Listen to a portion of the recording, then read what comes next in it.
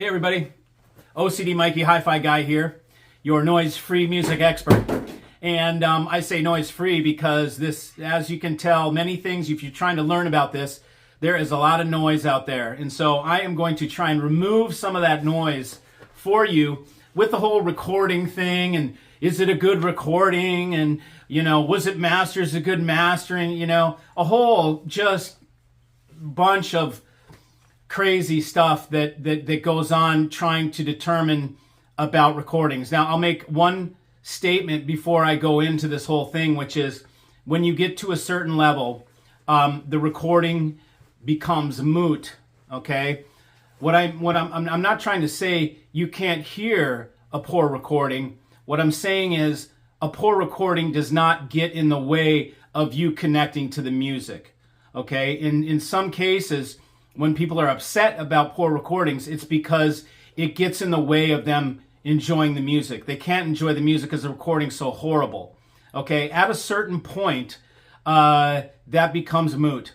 You hear it's a poor recording, but you're still very much connected to the music. You still very much get the message that they're putting across with the music, and it's still very involving.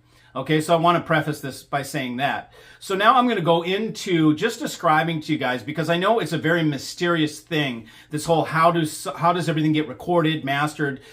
It's just like an unknown, right, for most people. I'm going to go into it a little bit with you right now so you can understand a little bit better. It's simpler than it sounds. It is not an easy thing, but the process is relatively simple. And I'm going to go into it in the most traditional ways. I'm sure there's exceptions to what I'm saying, okay? Little exceptions, like I'm going to talk about using a microphone. Microphones are 99% or 95% analog microphones. They record analog. There are some USB mics that are digital microphones that have a little A to D converter inside the microphone, but that's not what we're talking about for music, okay? So I'm going to talk about recording music and just the general broad strokes, so we don't get too into the minutiae and get confusing. I'm going to keep it simple for you, okay? So we will start with everything is recorded using analog microphones, okay?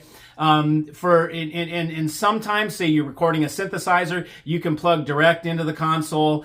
You don't have to do a mic, but a lot of the times you want to use a mic on an amplifier so that you can change the sound how you want it. And it's not just exactly, you can add effects, okay, using the amplifier. Same with guitars. You can plug a guitar direct into a console, recording console, but you're not going to be able to use all the advantages that a tube amplifier or a solid-state guitar amp would have. They have different reverb, spring reverb. Sometimes they have different processes or different effects that are on that amplifier. You can saturate it heavy if it's a tube, and you can get that certain sound and then record it the way you want it. So most of the time, I'm just saying for this example, we're using microphones, okay? So you record to, and how it originally started, there's only two ways to record. That's it. Digital or analog, okay? Everything started as analog. Everything started with magnetic tape. That was the first way that you were able to record instruments and make recordings, was using magnetic tape, okay? As you see, when the bands recorded, it started with 2-track, then it got more and more, you know, ending up with 24-track, 2-inch tape.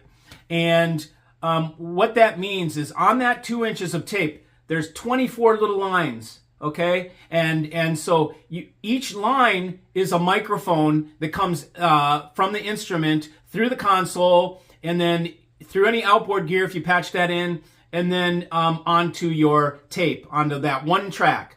Okay, so 24 tracks most of the time would have 24 microphones, 24 different instruments, and it's not like the drum kit's going to have 8 microphones, 2 overheads, a kick, a snare, 2 toms, you know, blah, blah, blah. The guitar is going to have 1 at the amp. But you take up 24 tracks with 24 microphones onto that 2-inch tape, and you do a flat track. Basically, you try and just get everything as flat as possible, take out any glare, any weirdness, and make kind of like a flat track out of that 2-inch, and then you can do your mix afterwards. So let me take that a little deeper. Hold on. Okay, so here is an example of 2-inch session reels. Okay, so these are the original reels. I bought these from a recording studio. These are all original reels. I mean, we can go up and just take a look and see what it is. Myron Burke, master reel. We've got, we've got Tina Turner down there. There's some different, I've got different things. We go down, and then I've got some more in some other places. But these are the session reels that are the 16 or the 24 track 2-inch reels that I'm talking about. Okay, guys, so right here is an example of one of those tapes like you saw on my wall. This is an artist called Wayne Carpenter. I don't even know who it is, but I know it's a good artist and it's a good recording because of who I got these from. This tells the sound recording company Haji Sunset Boulevard in Hollywood, California. This shows the date, October 14th, 1976. That's when this was recorded. Okay, it shows the engineer's initials. It shows the tape speed is 15 inches per second. It's reel number 1. This is a 16-track copy, or a 16-track original, but it's a 16-track tape. We have the song listings, okay? Good Morning Love, Let It Be Me, Forever If You Want Me To, whatever. And then it has the engineer, these are the engineers next to it. And which take it is, take number 1, okay? So now, as we go inside here, we see it's a Scotch 2-inch tape. You can see how each track, or each song, has a divider in between it, right? And as you can see, it's a 2-inch wide, 16 track. So that means there's 16 lines on this 2-inch wide tape for each microphone. Or if they want to make a space so there's no bleed through and they want to put a 2-track on there, they can. They can do a lot of different things, but they have 16 areas to put something onto this tape, okay? So we will see right here, here are the notes that come with this to tell us what tracks are what. So we look, we've got the date here, 15 IPS, and we see right here, for this song, Good Morning Love, on track 1, we've got the kick drum. On track 2, we've got snare. Then we've got left, right, bass, electric guitar, Rhodes piano, L piano, which is probably a different piano, track 8, left piano, right piano, lead vocal on 12. They leave a space, add string, additional strings. So you can see this is a track list. This tells us everything that's on what is on each mic. So if we were to put this on a machine now and play it back, we would know that our fader on number 1 fader on the console is the kick drum, then the snare, then the left drums, then the right drums. And we can use the fader to remaster. We would use this here. If we wanted to do a remaster, we would take this tape, we would put it on a 24-track machine, we would play it back, and we would go through a console, which is one of those giant things with all the knobs like you see in those recording studios, like 100 knobs and a million knobs. I mean, there's a lot of them. It's 300, 400 knobs. Those are in strips. Those come down. Those are called channel strips. So a 24 or 16 track tape only eats up 16 of those vertical lines and 16 faders on one of those consoles. You've seen some of them are 24, some of them are even 48. They're fully automated, they're giant, and it's crazy. But what we have here is we have our flat track, which we go through, we level all this out. So let me explain a little better. Okay, so what I just showed you was a 2-inch 16 track, the original reel. So what that means is that tape that you just saw was actually in the room with the whole band. So at that exact moment in history, that tape is a historical tape. It captured a performance inside a recording studio on 16 tracks with all the mics positioned the way you saw them and the vocals and so forth. So what you do with that then is you take it after you get everything. So I explained that there's channel strips, right? On the console, that big desk that you see. So you see the guys in the recording studio, they're in a chair and they've got that huge thing in front of them that with all the knobs and everything. Again, those are channel strips that come down vertically. Each one has a fader so that you can mix the levels of all those 16 tracks or 24 or whatever. So in other words, if you want more snare in the mix, you want it to be forward, pap, and hit a little harder, you're going to move that fader on the snare track, which was track 1. You're going to move fader number 1 up and fade more snare into the mix so it hits harder. You want to, let's say the bass drum, the kick drum is too intense, man. It's flubby. It's like overpowering. You can, on that channel strip, I can do a low pass filter. I can do a subsonic filter. I can EQ it a little bit to trim some of that back and cut some of those frequencies out.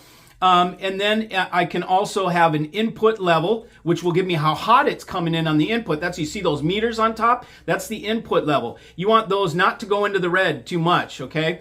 And so you get that all straight. We can remaster now the whole thing, and we can color it now if you want. Or this is where the creative process comes in from the mixing engineer. The first part I just described is tracking. That's the first part. You track it, you get everything, you try and get a nice, even level of everything so then you can create afterwards. But you want your reference or your archive to be something that's not the full mix, because maybe you need to mix it different. Maybe you need to mix one for vinyl. Maybe you need a mix for CD. Maybe you want to try different mixes. So your first take on that big fat reel is going to just be a flat track. You're going to try and get it nice and just so everything's kind of even and sounds good. Okay, then the next step, like I'm talking about, is the mixing. You play that 16 track back now. You're going to play it back. You're going to bring it back into that console. Now you can go with your 16 tracks. You can smooth the faders, bring the snare in. You can pan things back and forth, left to right. So if you want the drums to go bum bum bum bum bum from your left to your right, you pan while it's recording and the thing's moving. You pan it and you move it, and you can create and you can make all sorts of funky stuff or get creative, you know. Alan Parsons was very good at this. There's plenty of guys, and I could just go on and on, but I won't go down that line. So that's the actual mix. Okay, when you're doing that and you're creating the mix, you are recording it at the same time. So you're playing back that big fat 16 track, and then you're dumping it down to 2 tracks. So that big ass console that has all the knobs has 2 channels output, right and left. That goes over to a 1/4 inch reel, which is the master tape, okay? Sometimes they do the master onto 1/2 inch if they're really gonna do it, you know, and they'll do 1/2 inch at 30 inches per second, and that's a kick-ass master reel, okay? But majority of them are 1/4 inch, 15 or 30, and that was the norm for the final master, okay? And let me show you one of those. Okay, so what I have here now as an example is the obviously much thinner. This is the 1/4 inch 2-track master. Okay, we see right on the spine there, this is Joan Baez. We can look right here. It's dated December 1st, 1975. Client A&M, Joan Baez live. Tape speed 15 IPS. We've got the 2-track master, DBX encoded, and these are the final mixes. Okay, so you take this. You take the 16-track version. Of course, these are not the same recordings, but there would be one for the Wayne Carpenter. And you dump it down to your 2-track. When you do your final mix, you dump it down and you dump it down to the 2-track. Now you've got your 2-track mix right here like this. You send it to the mastering engineer. The mastering engineer is the guy who does the final tweaking, and then he puts it on the 2-track master. This would be the master. This is after the mastering. So now what you also must realize is if these were being mastered for vinyl, let's see, the purpose was to make a master for vinyl. They have to EQ for the anomalies of vinyl playback. You must understand when a piece of vinyl is flipping around at 33 1/3, when you're at the outside of the record, you're covering a lot more territory or a lot more groove than when you're on the inside of the record. So you have to only put dynamic stuff on the outside. You can only put non-dynamic stuff on the inside. You need to arrange those songs in a certain manner, and it may not be the way that the band intended to put those songs together unless they did a creation like, let's say, Pink Floyd The Wall, where they knew it was going to go to album, so the band purposely arranged their songs in that order so that the inside was the quiet songs, you know, and the outside would be the more dynamic songs.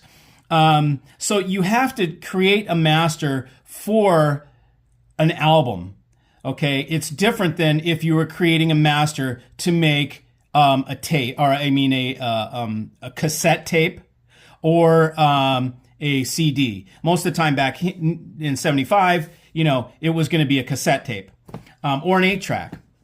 Okay, so this is what the master looks like. Okay, I'm going to go into a little bit more. Okay, so let's say we're making an album. Okay, you would take your 2-track master, that tape that I just showed you, that is EQ'd for vinyl. That means they have to put an RIAA curve, recording industry, America, whatever the hell it means.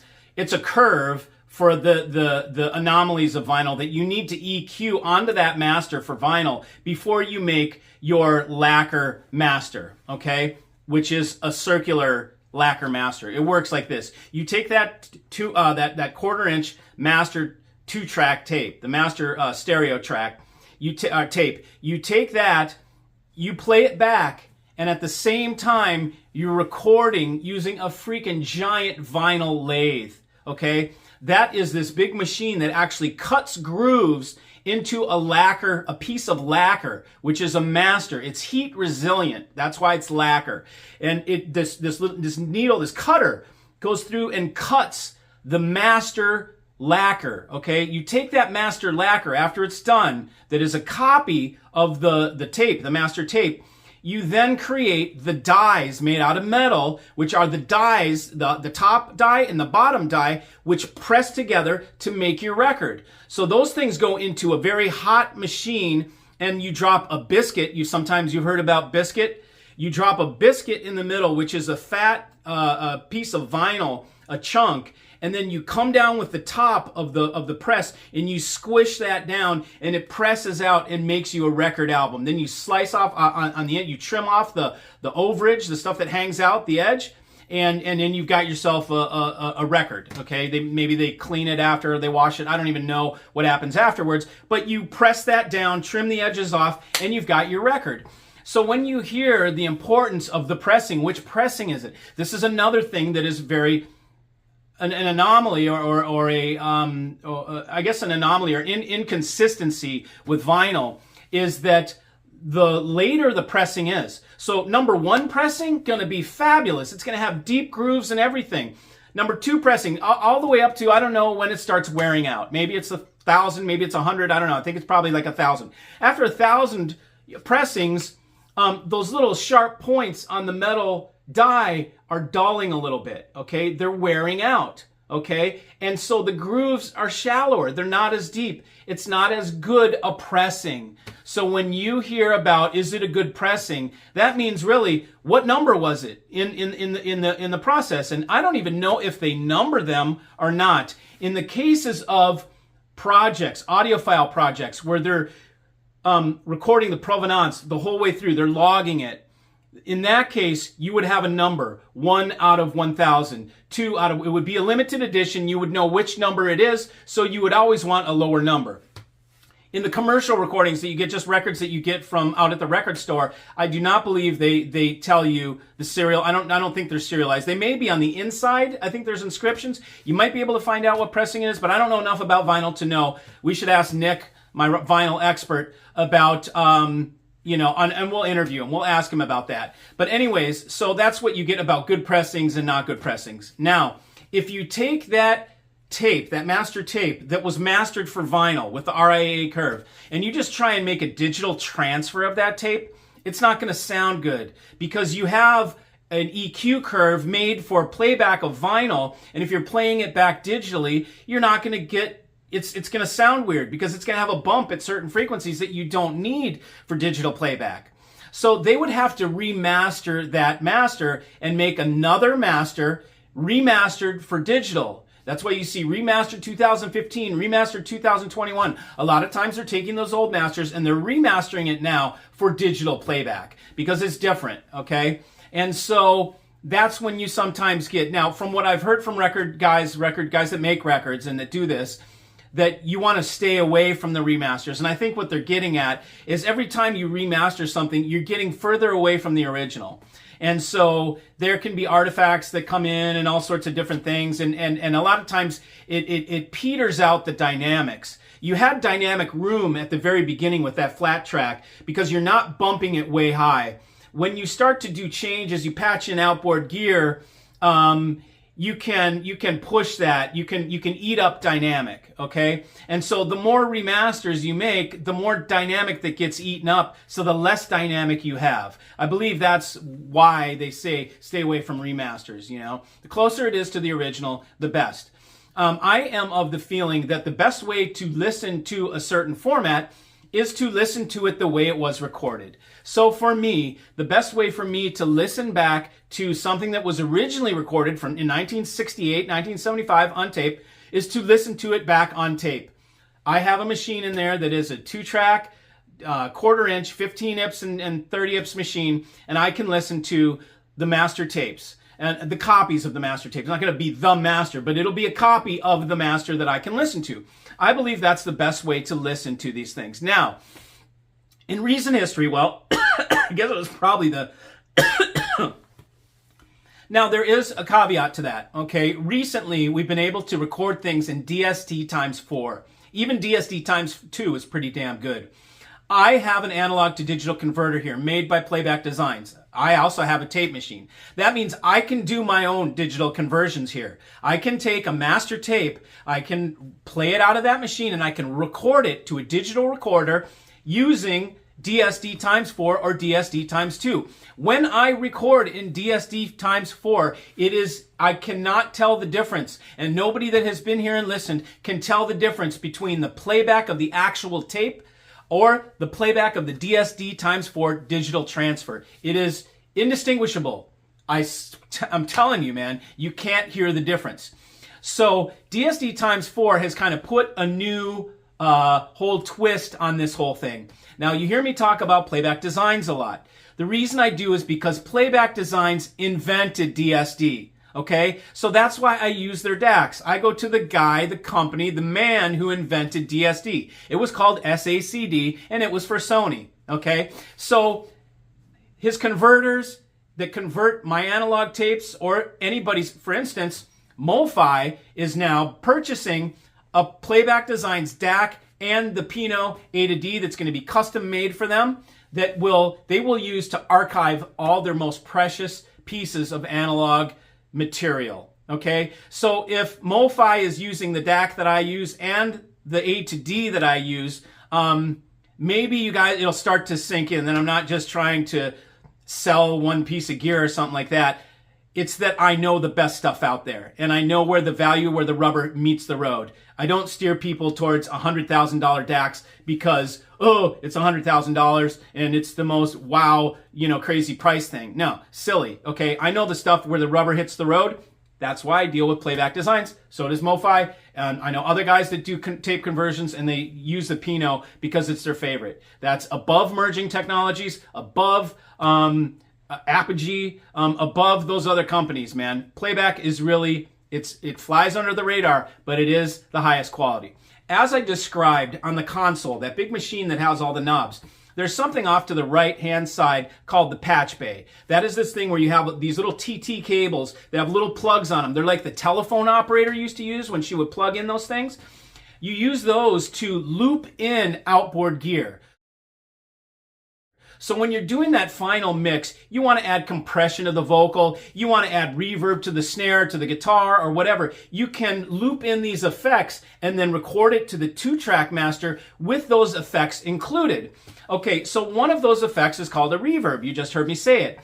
An actual analog reverb needs a giant spring in there, okay? A reverb that fits, maybe sometimes it doesn't need to be giant, maybe they can use smaller ones, but the 1RU reverb outboard gear pieces that you get from like Guitar Center or whatever that guys have in their stacks of outboard gear, it's a reverb. Okay, so it has analog inputs and analog outputs. There's no digital input or output, but inside that machine, it is A to D'ing the analog input, turning it to digital, adding digital reverb, and then D to A'ing it and kicking it back out from its own internal DAC as analog. So some engineers don't even know they're adding a digital process into their analog recording because it's all done undercover inside that reverb unit, and they don't even realize it. So they're calling it all analog, but there's a digital conversion in there. So there's so much cockamamie stuff that goes on. I mean, let's put it this way. There's so many variables, okay, that go on in recording